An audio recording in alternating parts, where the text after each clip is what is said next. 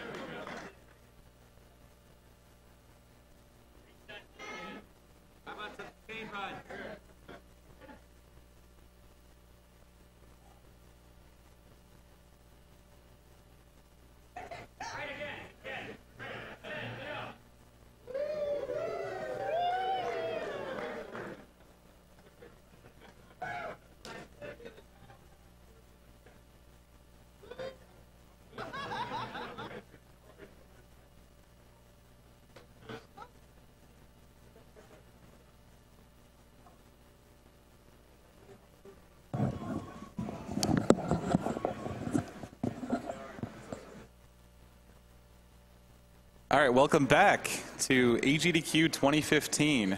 Like I said earlier, there has been a slight change of schedule in that Krauser is not here for his scheduled Donkey Kong Country 2 run.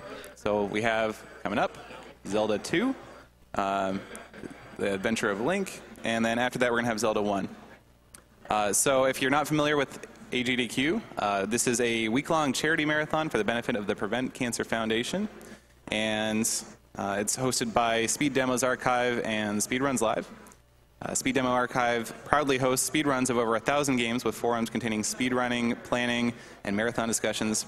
SDA welcomes gamers old and new alike. You can follow them on Twitter at SDA Speedruns and visit their website, speeddemosarchive.com. And Speedruns Live is the best site to race video games online against other players of all skill levels. They're also hosting a short series of races starting in January 17th, titled Get Yourself Speedrunning. You can go to their front page, speedrunslive.com, for more information and to watch a variety of speedrun streams. For more information about Games Done Quick, you can follow at Games Done Quick on Twitter. See information about the events at gamesdonequick.com.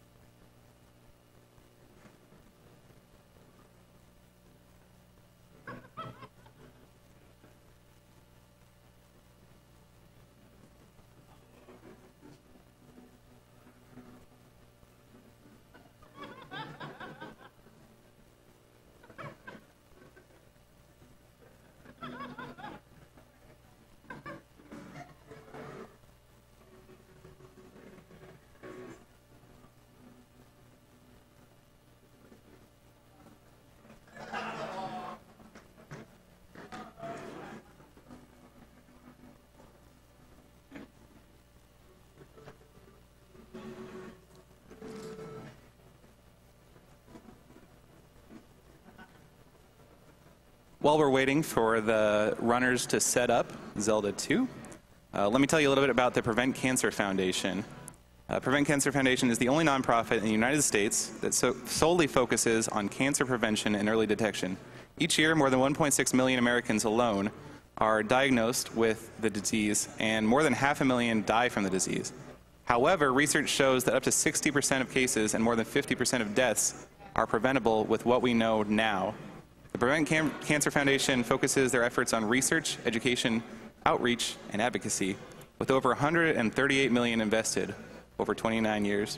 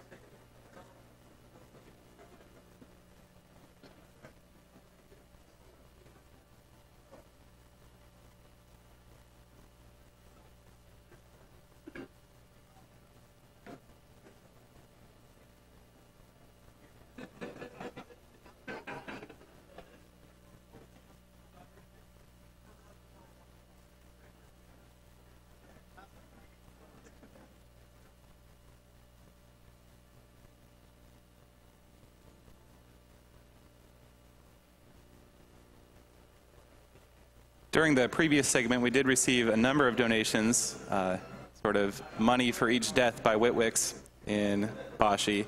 Here's one of them. TK4 donated $218. Have to donate $2 for each of Witwicks's 109 deaths. What a great Bashi run. Thanks for all your time. Money goes to Runner Guy.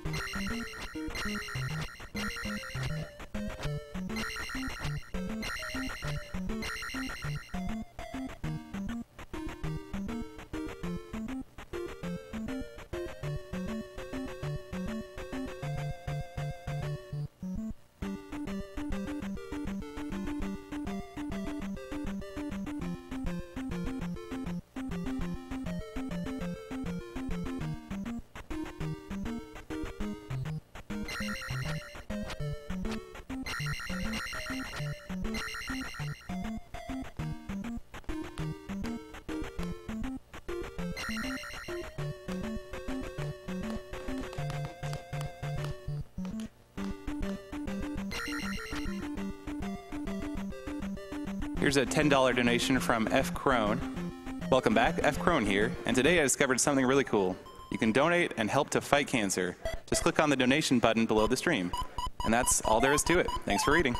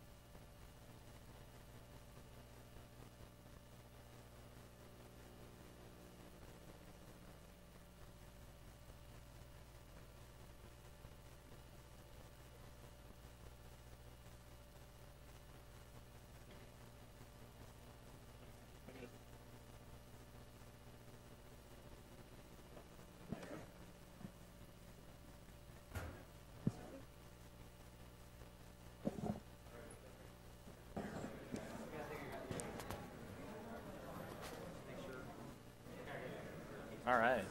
Okay. Oh, I heard your voice. Hello.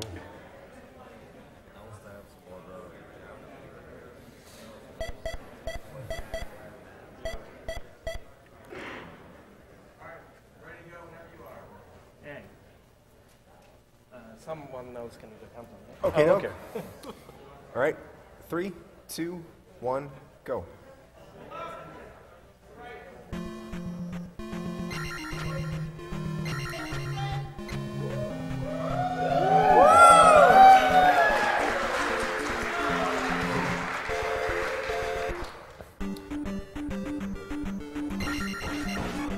So welcome everybody. Yeah. This is Zelda II, played by ProJan. Going in this cave first to get the magic container. It's important to get this at the start or else you're not going to be able to cast life. You need enough boxes of magic to do that. Also, we'll be skipping many things in the run, but you have to get all the magic containers to get the Thunder spell, which you need to beat the second last boss.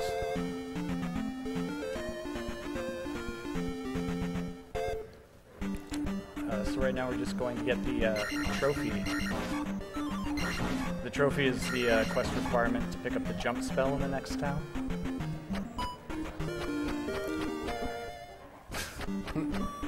Oh. You're meant to have the candle here, which would light up the room and show where the enemies are. We will not be getting the candle in this run. Can we get a roll call? Hello, my name is Imzal. ProJan's the runner.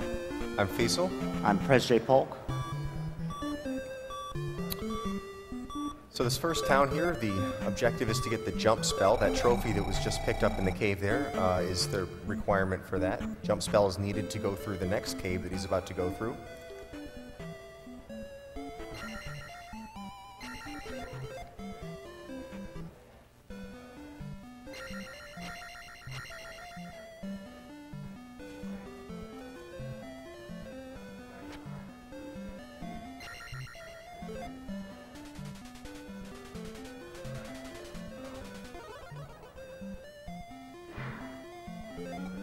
And there it is.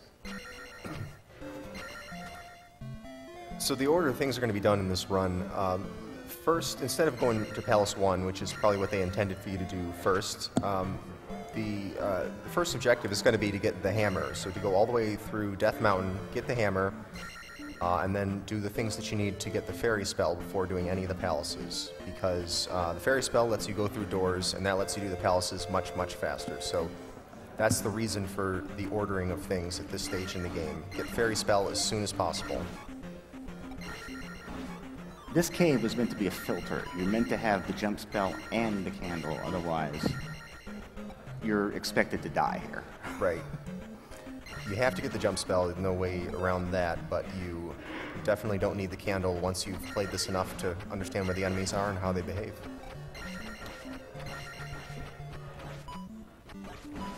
The enemies... The gorillas are probably the hardest enemies to fight in the dark of all of what we do here in the early game, anyway. The enemies on the ground are slightly visible. You can see the shadows of their feet on the ground. It would be easy to miss, but it does help.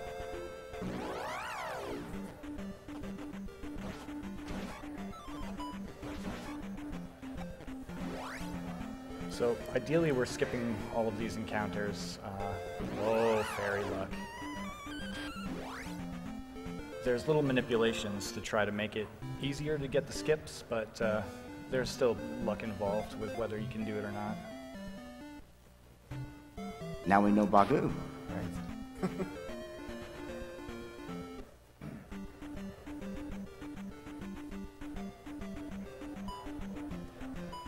So right now we're just going to go into the next town, pick up the life spell. Yes, so mirror the life spell, and then talk to the riverman to cross. So if you've got anything to read over there. It's a good time for donations. Yeah, sure. First, let me mention, if you are donating, we have, make sure to get your Zelda 1 file names in by the end of this run, because Zelda 1's coming up next. The current winner is BerryTube with $280.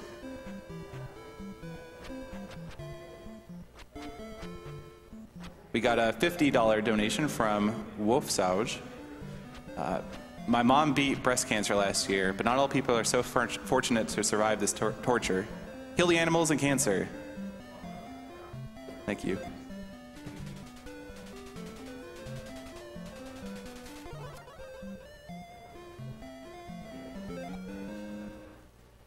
So the life spell does basically what it says on the tin. You cast it and it refills 3 bars of your health.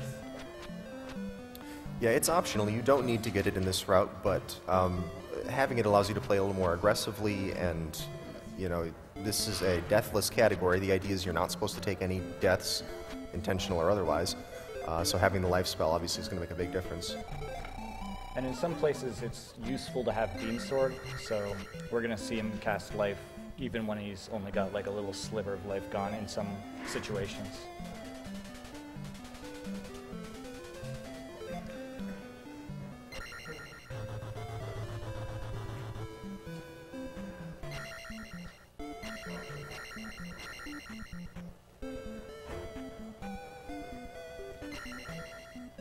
And now the appropriately named Death Mountain. There's a lot of enemies, especially early on, that are very random. Yep, these slimes, for one thing, are very hard to predict what they're going to do. The slimes, the boomerang guys, and the bats are really hard to predict in the dark.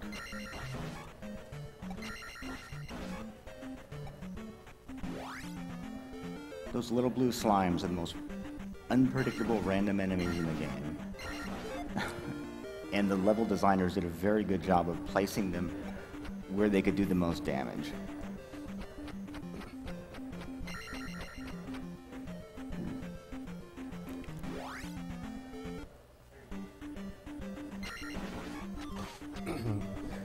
So here you're about to see an enemy that you shouldn't be able to see in the dark, but all the orange enemies show up despite the fact that it's dark. And we believe that's because the orange enemies are using the same palette as the items, which also happen to be orange, and I guess they wanted those to show up in the dark. And so as a result, the orange enemies are also visible.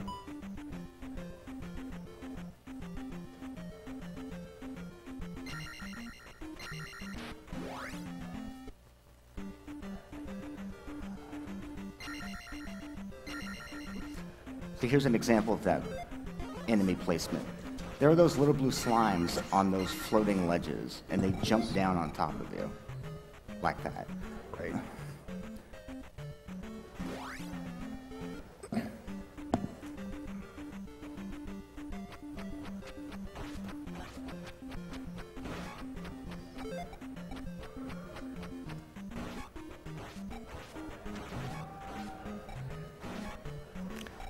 Nice styro jump.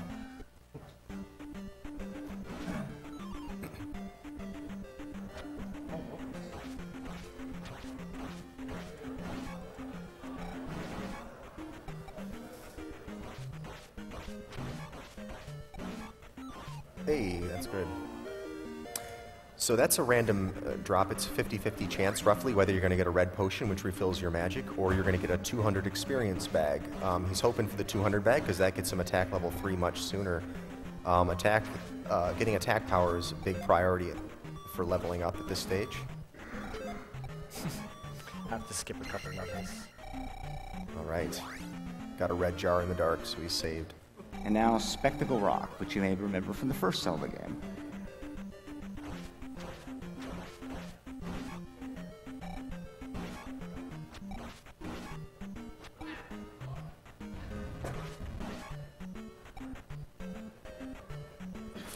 Ideally, you have Beam Sword right here, so that you can kind of get rid of these little jumping things more easily. Otherwise, they just kind of Right. We'll have to deal with them on the way out. get in the way.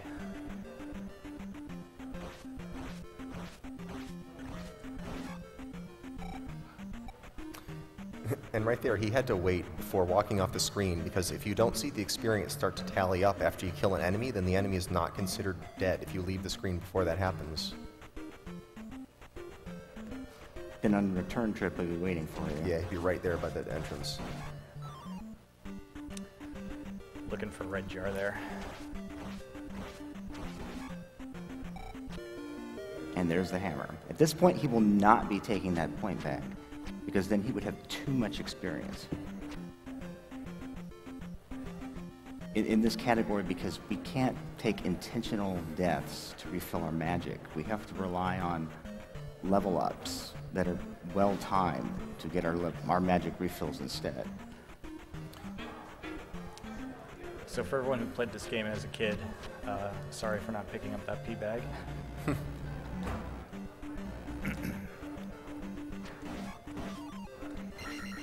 Cool.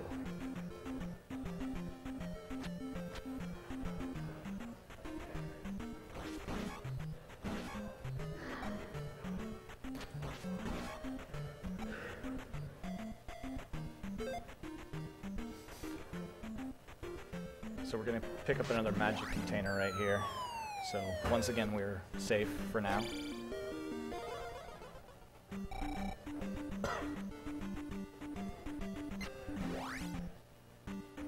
So we duck in and out of these caves just as a manipulation to avoid getting random encounters.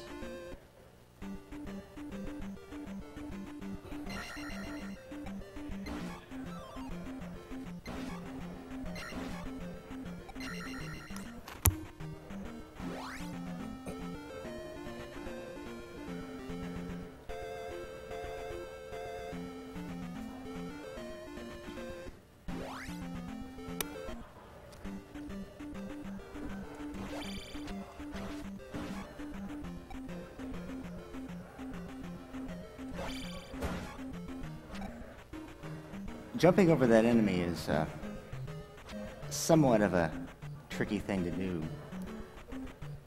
The key to know is the enemies actually read your inputs. It's sort of like looking at your controller in a fighting game. They're looking at what you do and adapting to what you do. So if you let go of the D-pad, they'll freeze in place, and that lets you jump right over them.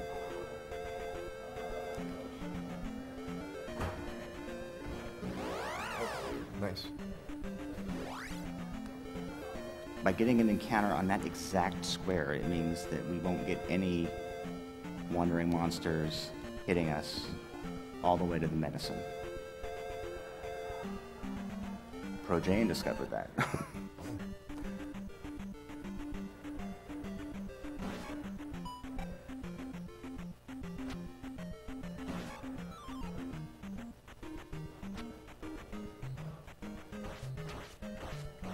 We are getting a lot of donations currently. We're receiving all the donations even though we can't read them all out loud. So thank you for continuing your support of AGDQ. So right here we're picking up the medicine, which you would need to get the fairy spell. We're gonna grab the extra life, right? And yeah, grab the extra life just for safety. We are gonna go to the next town, which we're going to pick up the fairy spell, the downstab technique, everyone's favorite. So it's as good a time as any for donations. Sure. Yeah, let me read a few. We got $20 from Sleepy Foo, who says, Link, fill up your heart so you can shoot your sword with power and defeat cancer. Thank you very much. $15 from Territorial Oak, who says, lost both my aunt and my grandfather to lung cancer. So you can bet I'd like to see it kicked to the curb. Hoping you hit every goal you set. On that note, I actually fell out of playing video games in the past year or so, but watching you guys all doing such great work is making me want to pick up a controller again and finish all the games I never completed. I haven't felt this much hype and excitement for playing games rather than just talking about them in such a long time. Thank you.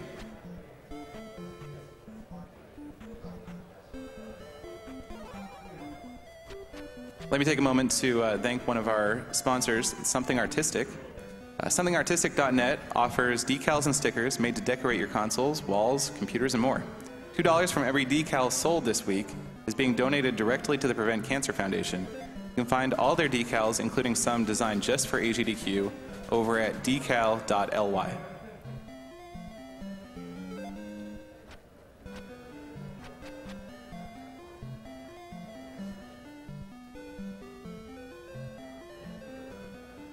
So the down stab is probably the most overpowered thing in the game. Very useful. Very useful. Every time you press the down button when you're in the air, you'll do a little down stab. So every time you tap the down button, you'll do another attack, and there's no cooldown time. So you can attack as fast as you can mash the down button. And for speedrunning, the fairy spell is probably the most powerful. Lets you skip keys, and it lets you pick up items without triggering the animation where Link holds up the item and celebrates. So it saves time in two different ways, which is why we altered the entire route just to get the fairy spell as soon as possible.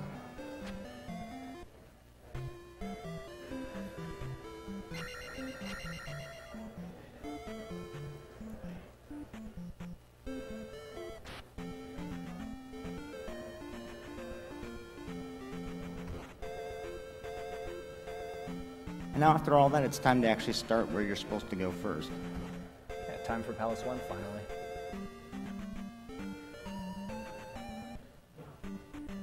So inside Palace 1, the idea is we want to get the maximum bonus from the gem. So all levels will be skipped. I think Magic 2 is kind of a backup plan in this case. Whenever you place the gem at the end of a palace, it will give you enough experience points to get whatever your next level is. So one of the tricks of routing this is that we ensure that we get large bonuses from every palace to get all the experience we need without having to grind enemies. Right. The way the experience works is kind of weird. Experience, you sort of spend it like currency. If you look in the top right corner, you see that next number. You see 24/100. 24 is the amount of experience that he has unspent right now. And every time you pass one of the thresholds, each magic, life, or attack level has a certain cost, a certain amount of experience that you have to spend on it to gain that level. What happens is when that dialogue pops up, you can choose anything that you are able to afford, but that dialogue will only pop up when your amount of experience you have, that number that's on the left, crosses one of the next experience point total boundaries. And that's what that number is on the right side, that 300. That's when the next time that dialogue box is going to pop up. But in this case, he needs to make sure he gets past 300 after this boss, before putting the crystal into the thing at the end of the palace, so that the next number will be as big as it possibly can be, and he'll get maximum bonus.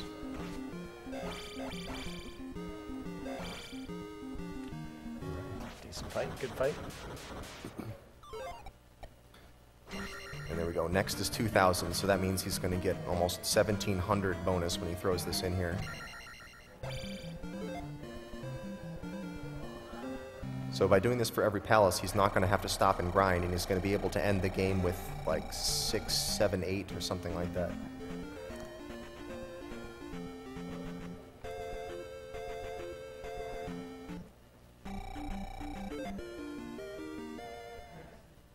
Big big thanks to Silamando12 for a $510 donation. Says, fulfilling my promise. Thank you to all the runners and everyone watching and donating. You make all this possible, and you're amazing. Let's see if we can't shatter our goals this year. Thank you.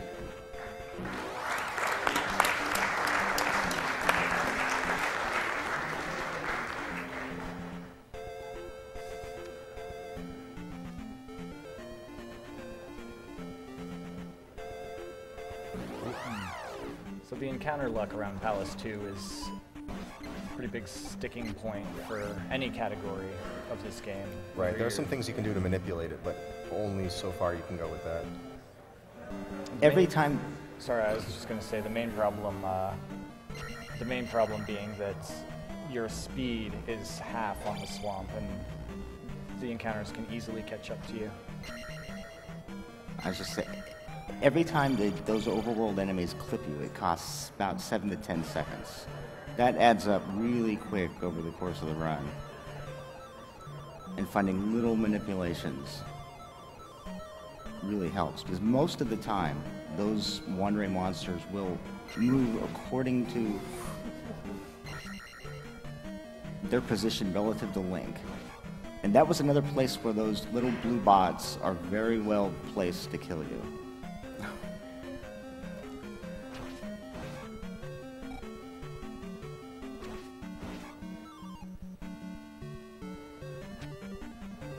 Another 200-point bag just walked right past.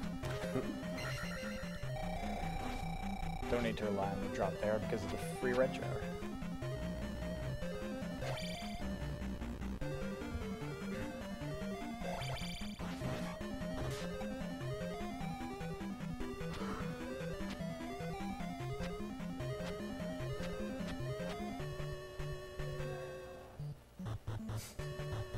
To this point in the run, the only key we picked up was directly in the way.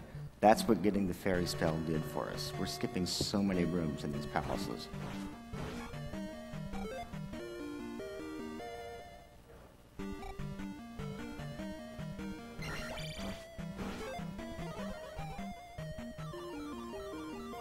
That is the handy glove that allows us to break certain breakable blocks. It's required to get through about half of the palaces from here on out.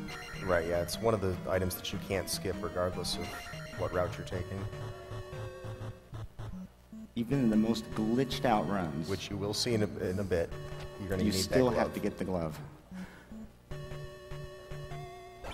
And you also got to see there one of the other advantages of the fairy spell. Besides going through the door, when he picked that item up, he just immediately grabbed it. He didn't have to hold it up in the air and play the little tune.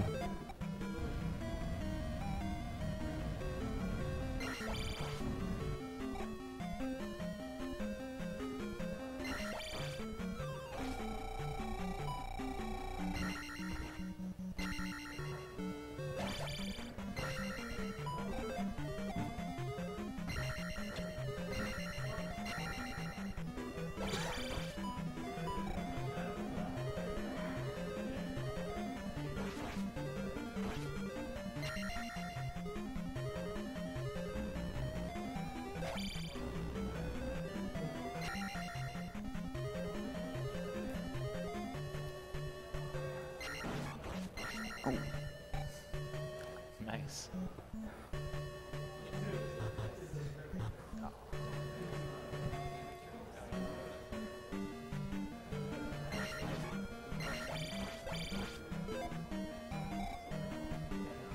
when he pauses now and then, it's because every time you cast a spell, you have to re-pause in order to cast it again. So he's re-queuing up the spell to cast it.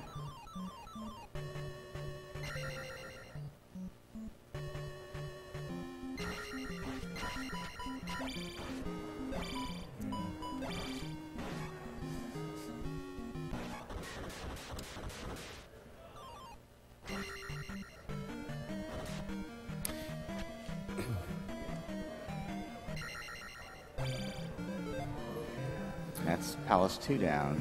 And he should get another attack level from this. The idea is to get an attack level from each of these palaces, because the attack levels cost so much more than the other ones. But he's going to use all the palace bonuses for attack levels up to the next one. The next one won't be. And this is going to be a slog over to Palace 3, so this will be a good time for some donations. Sure, yeah. Let's see, we got a $150 donation from Clack Bardo, who says, "Hey guys, friend loves you guys a lot, so I thought about checking you guys out, and now I'm hooked. Keep up the awesome work. Screw cancer." Big shout out to Rooster Teeth Achievement Hunter and the No for the link and know of you guys streaming. Thank you. We got 20 bucks from Spectral Unicorn, who says, "Zelda 2 is one of my favorite Zelda games, so it's very exciting to see it run at AGDQ. Putting this money towards what all true speedrunners want, kill the false god."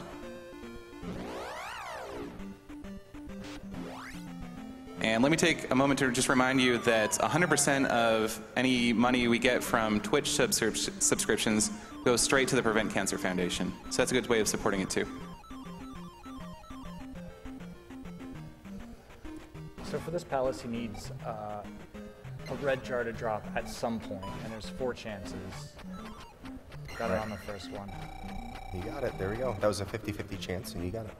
In terms of speed, P-bag is preferable, but the sooner the red jar drops, the better. Right. He has a shot right here at 1, but he got a knight instead.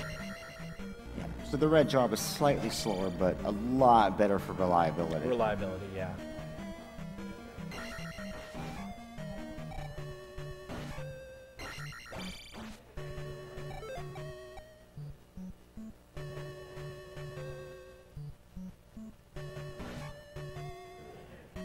Those drops are kind of meant to come at unpredictable times.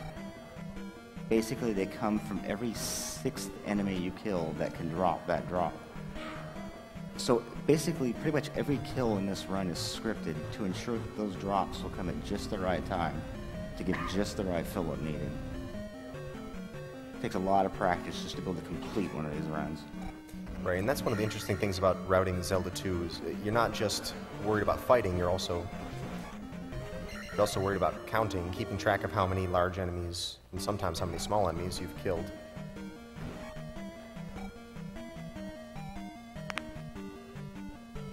I hope that didn't go through the mic. Oops.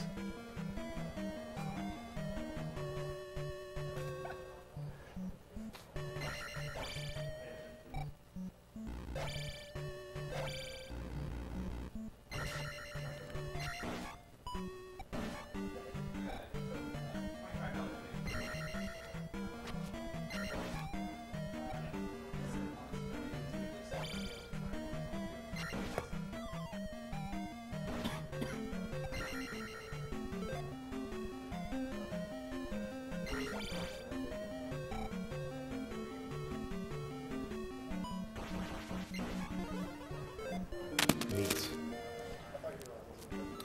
So there he cast Fairy and then got the level up, the magic level up, which refilled his magic. Good timing. You also got to see what we call the jackhammer move. Mashing down on the D-pad with down stab lets you attack those guys repeatedly. Do that in any of those low ceilinged places. Basically only casting jump in this room for safety, so that you can down stab the bots and not have to worry about them. You can spare the magic at this point in the palace.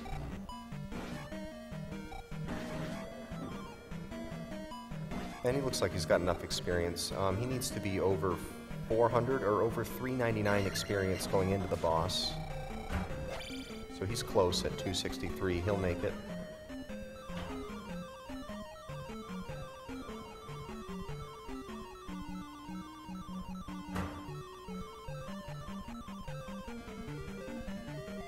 AGDQ2015 donated $25. Said, "Wanted to donate to a glitch Zelda 2, but it's already been met. Keep up the good work, guys."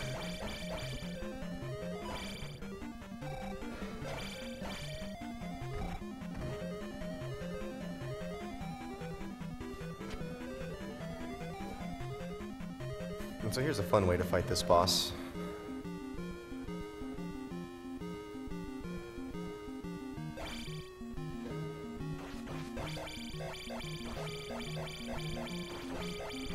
There we go.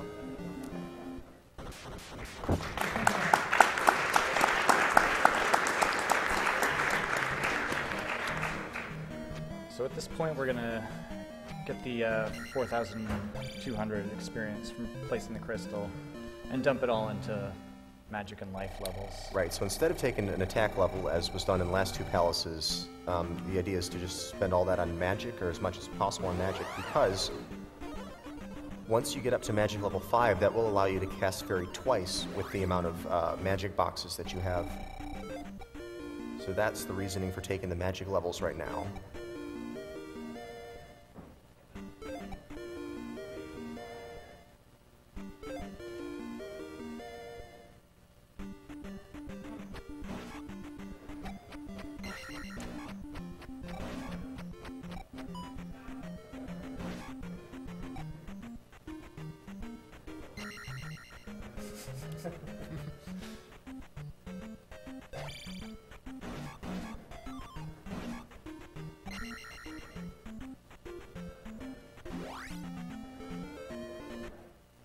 Let me take a moment and remind you that if you did want to bid for the path taken in Fire Emblem, you need to get that in before that run, which is it's coming up in a couple games. Currently, Radiant Dawn is winning by 2,051 to the 1,052 of Path of Radiance.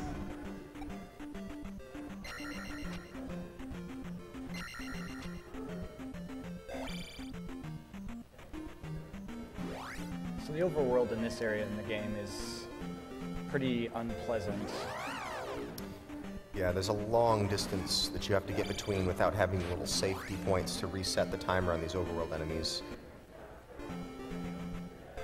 So you'll see him pause from time to time just to sort of decide which direction to walk. Gives himself a little more time to make that decision.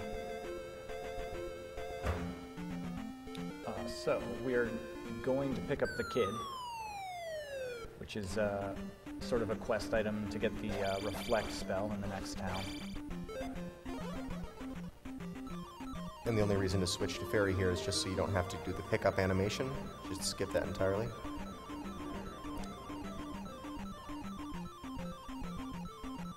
So we're gonna, after we exit this bridge, we're gonna duck into the spiked square that gives you the 1-up.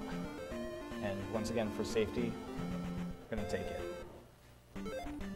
This serves two purposes. It lets you manipulate this next encounter, so that it's farther away from you, giving you more chance to dodge. And also makes the next encounter on the grass, which once again makes it farther away, easier to dodge. Got it. So there's two encounters here that are fixed encounters. They're always there when you walk over them. But if you're able to trigger a random enemy on top of the square that has the fixed encounter, you'll get the random enemy instead. So he had bad luck there. The enemy came at him from behind. So he's just going to go in and do this fixed encounter. So as you can see, it's quite a bit longer than a normal random encounter.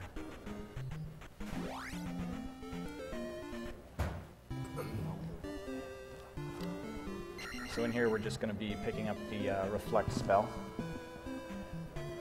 So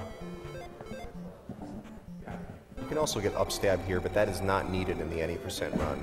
Don't need upstab. So it would be a good time to... Yeah, sir. We actually just got a $1,000 donation from Feather Touch. So that's awesome.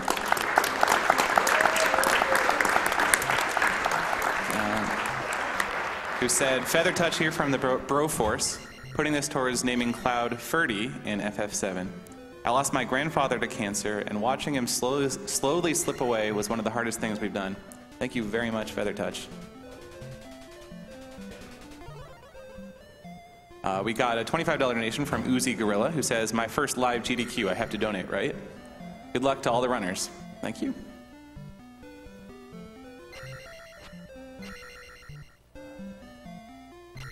Got a $20 donation from Omni Unknown, who says, meant for my first donation to be during Donkey Kong Country 2, but slept through it. You actually didn't sleep through it.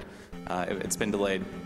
So here's $20 instead of $10 during Zelda 2. Remember, to everyone watching, speedrunners don't meet goals, we destroy them. Also, save the animals is winning? That can't be right.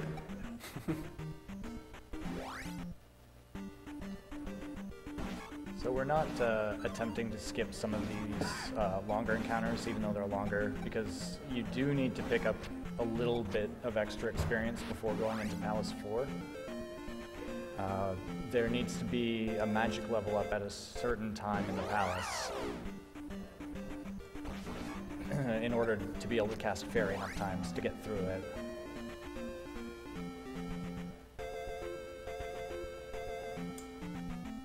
And, we did pick up the Reflect spell, so gonna just mention that we pick it up for exactly one reason, which is the boss of Palace 4. Yeah, what Reflect does is it, for one thing, it lets you block fireballs, which is kind of a lesser used use of it. It'll also reflect back certain kinds of attacks, like the Wiz Robes when they appear, you can reflect their attacks back, but mainly it lets you reflect Carrick, the boss of this dungeon, lets you reflect his attacks back at him, which is the only way to fight him, and that's the reason why it's required, even though it's so far out of the way. It's also a very expensive spell at this point. All the spells become less expensive as your magic level goes up, but this is still quite expensive.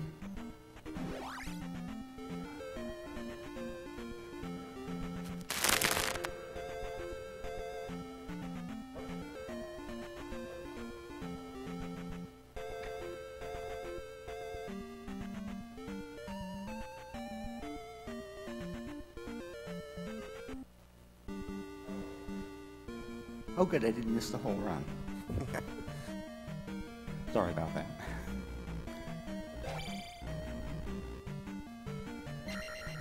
So this palace is unique in that instead of being basically a straight line, it branches off into two sides, the left side and the right side. The right side contains the boots, which lets you walk on water to access Palace 5, and in some categories, it's faster to kill the boss and then come back and get the boots second. In some categories, I think it's even faster to get the boots First, before you get Reflect. Yep. Just depending on if you're using deaths or if you're using the up A, the game restart.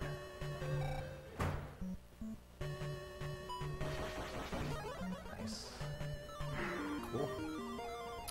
We should probably point out that up A, this category is no deaths, no up A. You can use intentional deaths to help you in a lot of ways. You can not just warp where you are, you can also use it to refill magic. And the up A, pressing up A on the second controller while the game is paused basically forces a game over. It's sort of like the suicide button in case you get stuck or something. But that ends up being very useful in a speedrun because you can use it to warp back to the starting palace at the beginning of the game, which saves you a lot of backtracking, gives you your lives back, etc. So that's actually a faster way to beat this game. So, yeah, and he got it. He needed that red potion. If he didn't have that, he would have had to either hope for another one or walk out to the outside of this palace and farm them. Sometimes these guys are real jerks and don't come out of their little hidey holes. Oh.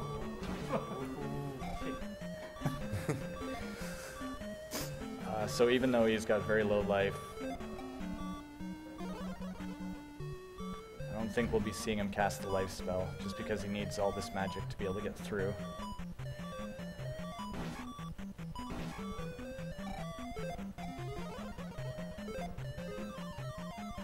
Killing exactly 2 of those gives enough experience to take Magic 6 right here.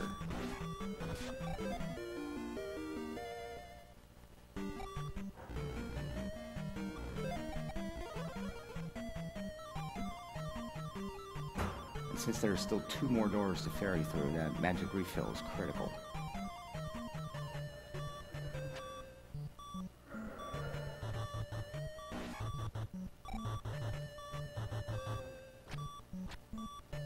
Let me take a moment here to thank Tiny Build Games, which is one of our sponsors. Tiny Build Games is an indie developer morphed into an indie publisher. They partner up with indies across the world to help better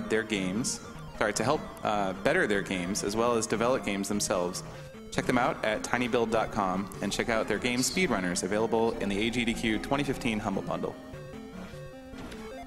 Got a lucky drop there. Yeah, he was fortunate to get a red jar. Gets his magic back for this boss. Because this boss, there's no skill to it. You just have to reflect his shots and hope he dies before he kills you. And being down to 1 heart made that dicey. Right.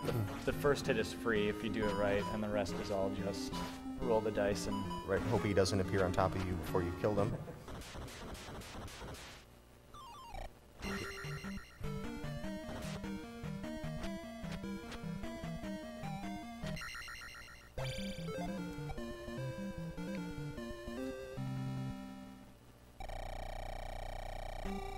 At this point, the experience routing is pretty easy. There are 3 palace gems left, and there will be 3 levels to take.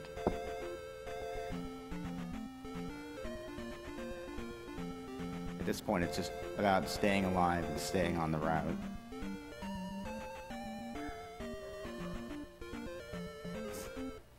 You might notice that he's skipping a lot of heart containers. He just skipped one that's really easy to get to just a moment ago in the water, but you really don't need it, or at least don't need it enough to want to go out of your way to get it. There's only one heart container that's directly on your path that you'll see him get in this route. And that is really only useful to get because it helps with an encounter skip. The encounter for the heart is much shorter than the monster encounters.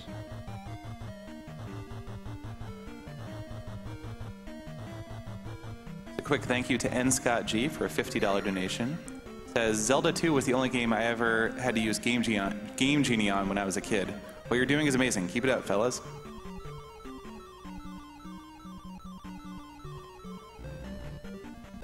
Thanks to all those donations, because there's going to be a run coming up that's going to look like a Game Genie run.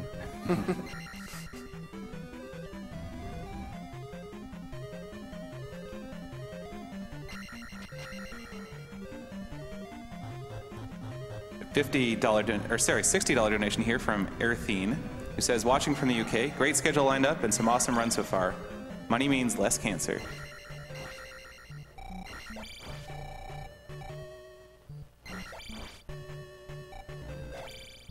Many of us as kids playing the game would stab every single statue in the game, hoping for those jars. Even as a speedrunner, you gotta know where they all are, because the guaranteed ones are very useful.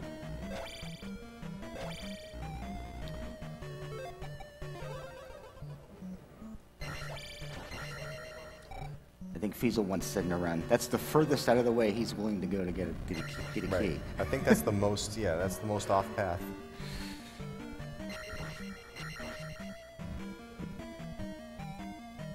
This little detour down here is to get the item of this dungeon, which is the flute. It's just a sequence item. It lets you get to the next palace. That's about all it's for. By the way, this is intentional. He didn't just glitch through a wall. That's just there to trick you.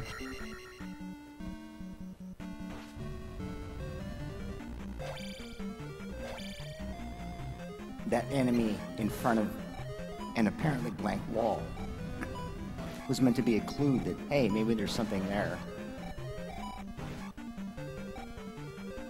This is the most puzzle-oriented of the palaces, pretty much. Just finding everything is the hardest part. So what he's doing right there is manipulating the blue guy to walk away from the door so that he can slip past him and get back out again without taking a hit. So he had to get the blue guy to walk back to the right. Even at life 7, those guys can hurt.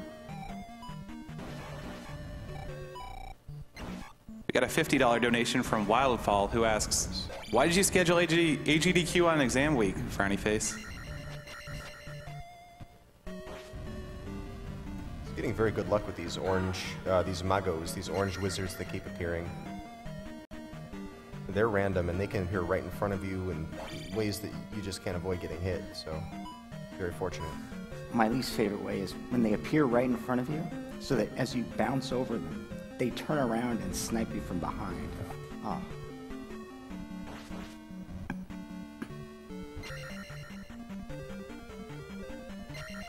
So Pro Giant's just making this look easy. Yeah, coming up in just a moment is one of the trickier bosses in this game, which he is going to make look easy. Hopefully. Of course he will. Of course he will.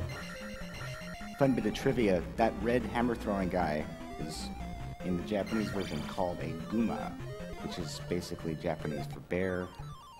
This boss is called Boss Guma. He's meant to be a large-sized version of those little red hammer throwers.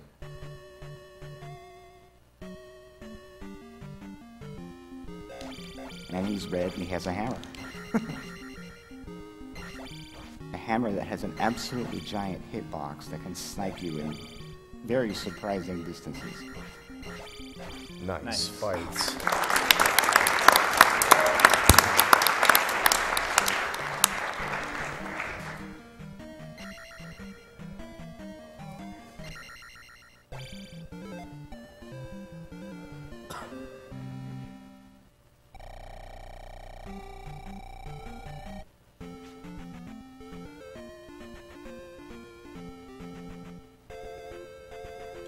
So coming up here, he's going to be using the flute to get past this this river. Wait, what's this thing called? River Demon. The River Demon? River Devil? Demon? River Devil? Okay. One of the two. And he ducks in there to reset the encounter timer, but what he's hoping to do is get one of these enemies on this square.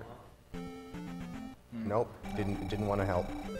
You can skip this encounter, and this saves a lot of time if you do that, but enemies weren't cooperating. Nintendo's version of bullet hell right here on these encounters.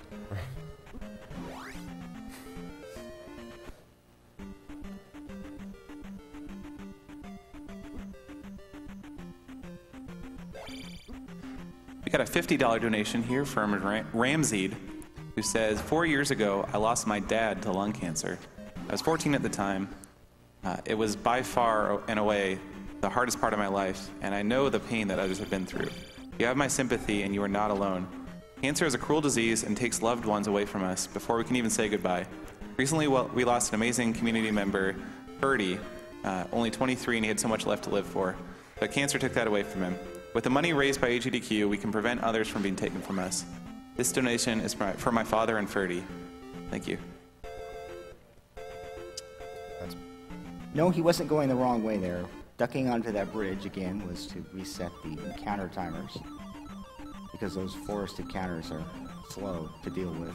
Right, yeah. The trick is just to get no encounters in the overworld, and this is one of the hardest places to do that. You have to go through quite a distance, and the enemies spawn very close to you, because when you're in the forests, the enemies just spawn closer to you. That's just how it is. Closer to you and more often. And more often. So he was very lucky to, well, and he did some manipulation techniques, and combination of that let him get through that without an encounter. So the only reason to come to this town in this run is to pick up the magic jar in this house. Yeah, the final magic container. There's two other things here. There's the spell called Spell, which does various things.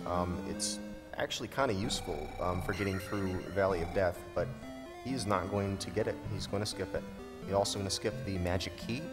Past this point in the game, they don't give you keys anymore. You need to pick up this magic key, but he's just going to do without it and rely on using the fairy spell to get through all the doors and manipulating his magic amounts so that he can do that.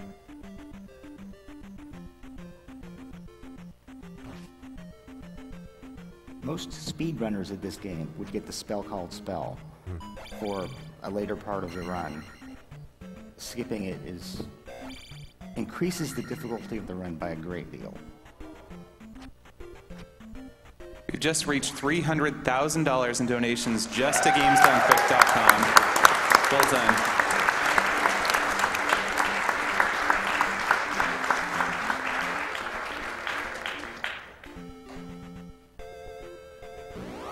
The hard skip.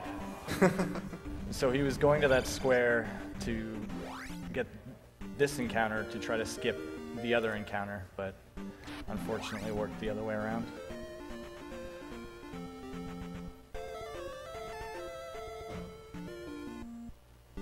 And we're done with the flute for the run.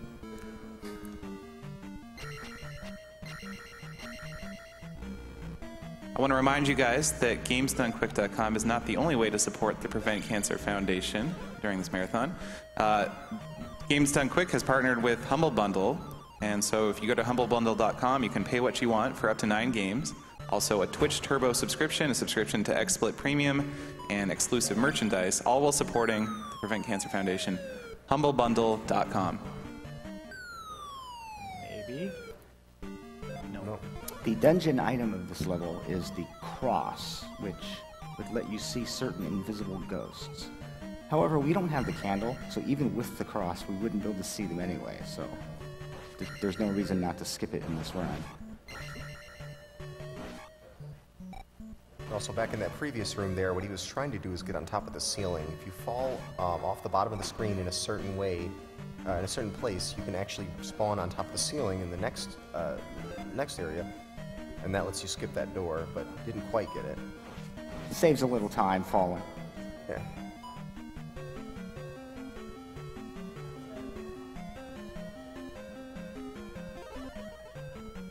Experience set to 3950 out of 4000, which is perfect. You take a magic fill up right here.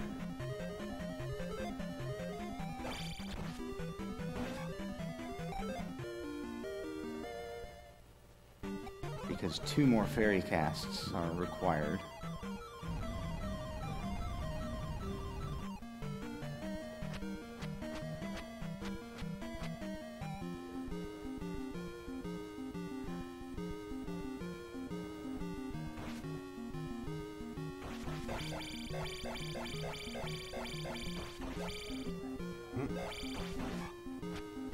Good recovery. He tried to get out of the way.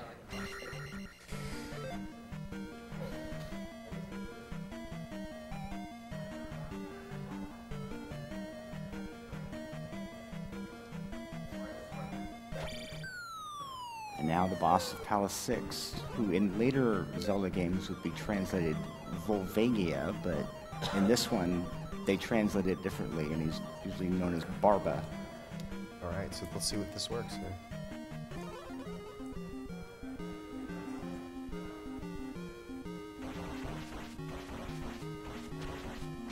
Oh!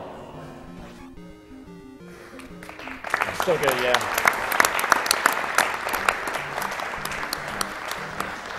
So the important thing to realize about that boss is that if you walk through the room without stopping for anything, like not to readjust or jump on that little platform, he will always appear in the right pit. For the first cycle. For the first cycle, which should be all you need if you're using that crazy strat that he used. So the last thing that it remains to get is the Thunder Spell. You need to have all of the magic containers in order to get this. That's the reason we collected those magic containers throughout. And the Thunder Spell, it can be used to attack enemies, but it's not really all that useful for that. Mainly you need it so that you can fight Thunderbird, the second last boss. It's just required to be able to hurt him. And there's an invisible ghost in that town. You're meant to have the candle and the cross,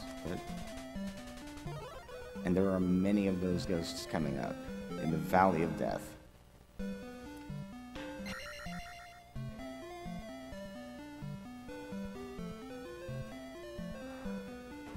Thank you to the Mad Nad for a $50 donation. He just said, "I love AGDQ." That is all.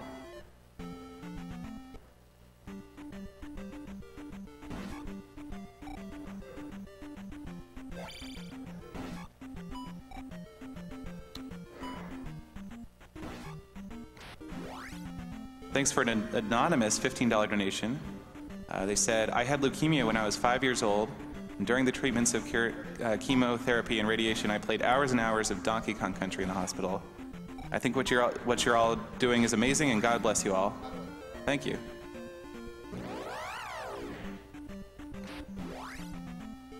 So this is called the Valley of Death for a reason.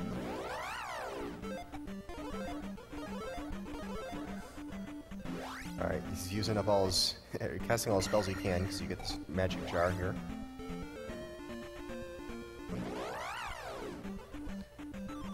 Basically, it just allows for one free cast of fairy. That encounter is full of those invisible ghosts who can knock you into the lava. Wow. Nice. So normally you would use either fairy or the jump spell or the spell or whatever, but he's just gonna commando his way through it. Nice. So there's fixed encounters. There's fixed encounters all over the place, and he just skipped 2 of them by getting enemy encounters on top of them. Here's the hardest room of the run.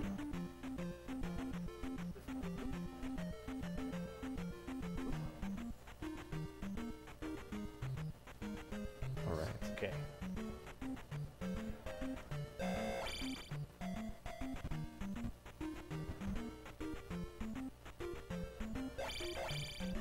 Later tonight, we're going to have the Elder Scrolls 3 Morrowind, and there are still several unmet goals or bidding wars.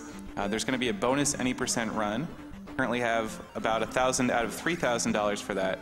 There's a bidding war for the character name and also for the race. And there's an unmet, or sorry, that's just about met goal to kill the false god Vivek with a lockpick. And he's in. Well, the good news is we made it.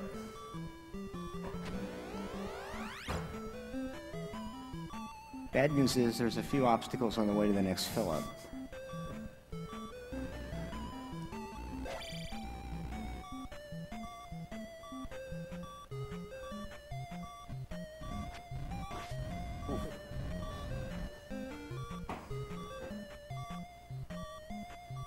Every enemy in here is a souped-up version of the enemies in the rest of the game. They're tougher, they do more damage. Plus, the entire level's a giant maze.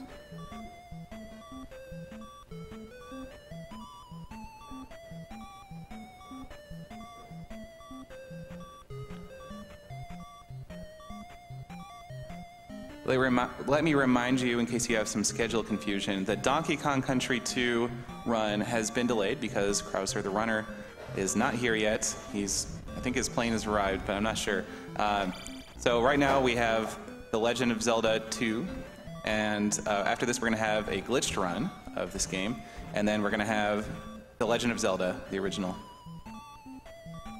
Also the only Zelda game that's not The Legend of Zelda. It's just Zelda 2. Well, my mistake, sorry. Oh, that's okay. The funnest fact of all. So those... Good attempt. Those red bird knights can do one of like 5 or 6 things. And that's the worst thing That's you can the do. worst thing it can do, is jump towards you immediately. And of course, the blue slime to jump right in your face right there, adding insult to injury.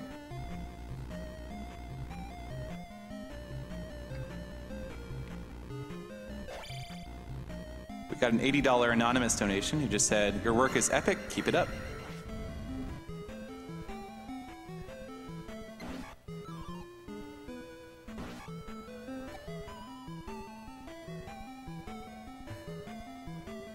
So had there not been a death, this would be the place where he would have gotten a red jar to refill his magic at that statue back there.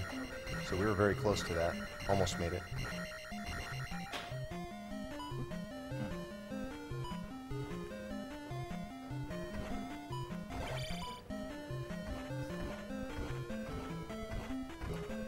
Nice.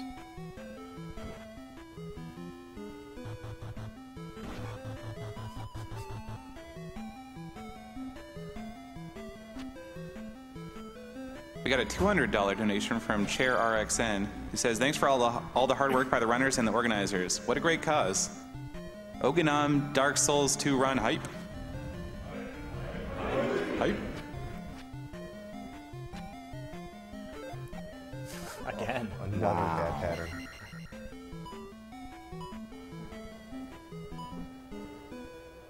And a bad beam pattern.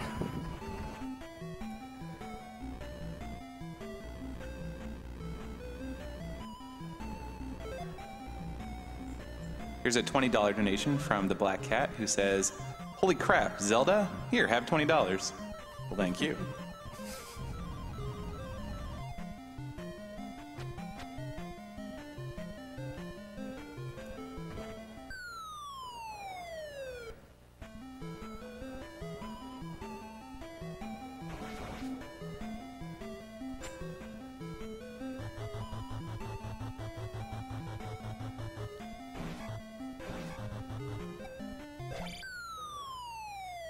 Okay, so he's hoping for a red potion drop out of this, and he gets it.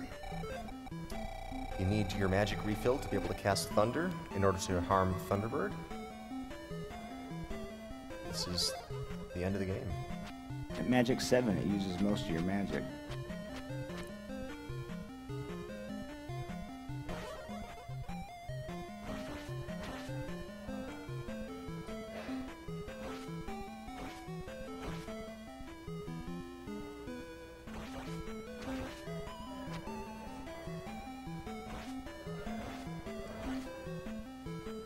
Casting Jump to fight this guy is faster but riskier.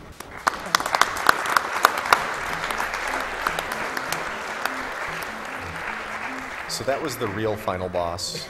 This is not nearly as challenging as that, but it can go wrong. This guy can behave a little randomly. See what happens.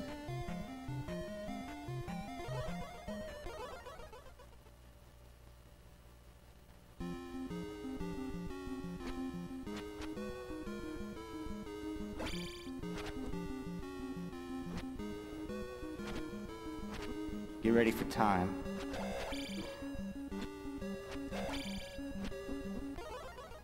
Time.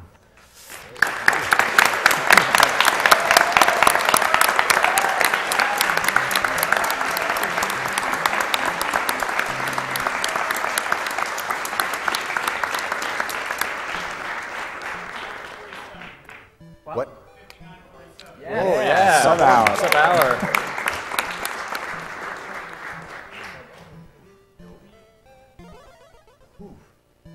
Yeah, excellent. Nice job. So that was what Zelda 2 looks like, normally. Relatively normally. Yeah, if you're very good at it. Very, very good at it. And the glitched donation incentive was met, so I'm going to show you what it looks like Thank you, everyone, way for less that. normally. You want to share? Yeah, I'll take the chair. You want to be my player too? I can. That was ProJN on Zelda 2. What a great run. Thank you. So we have a glitch run of Zelda 2 upcoming. Before we get to that, let me just read out this $50 donation from Elad Difficult, who says, "Hey Zelda 2 crew, it's Elad. Remember me? Good luck with the run. You better no jump spell Jackhammer Barba."